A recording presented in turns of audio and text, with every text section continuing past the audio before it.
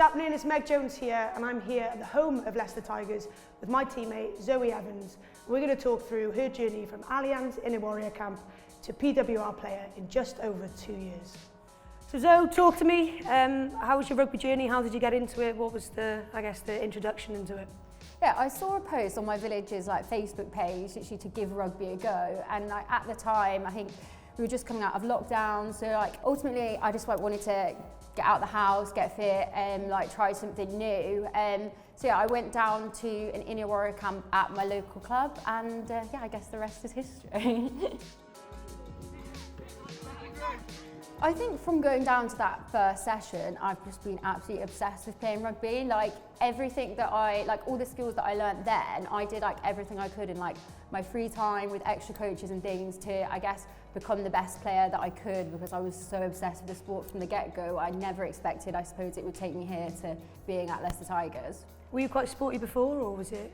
Yeah, I played every sport under the sun, at school, but again, yeah, was never obsessed with something like I was rugby. I did a lot of athletics, 100 metres, 200 metres, long jump, but again, yeah, never was addicted to one sport as such. So why rugby?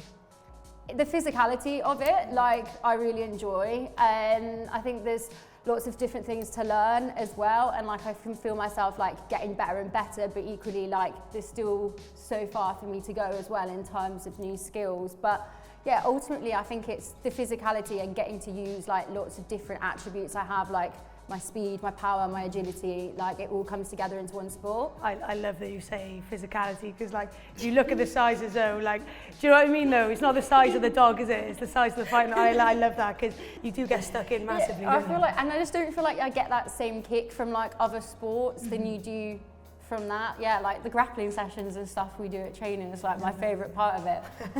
So heading down to your first Allianz Inner Warriors camp, what was the setup like? How did you kind of approach it, and I think, yeah, what was the day like when you went down? Yeah, so the setup of the event is all made around being really welcoming to people who have never played rugby before, or are going to know nobody at these events, or perhaps are returning to rugby after quite some time out as well. So I think everything from the whole setup was really inclusive, even little things. I was a bit scared to turn up and where do you go when you get there, who do you meet, who do you speak to, and you have a buddy who literally comes and meets you in the car park. We stayed and had pizza and drinks afterwards to I suppose get to know everybody, and all of the different stations at the event were explained as if you had no previous rugby knowledge, which I did not at the time at all. I literally knew you throw the ball backwards and stop people. That was it. That's a start. What do you think's different to women's rugby compared to other sports, and yeah, I guess what's unique about it? I think there's a place for every athlete in women's rugby, isn't there? There's so many different attributes and qualities that people could have that would make them a good rugby player, dependent on different positions. And I think it's a very welcoming, inclusive environment as well. I think it's the first environment I felt I could be in where I can just be myself. It's a very non-judgmental environment as well. So quite a rapid journey into PWR.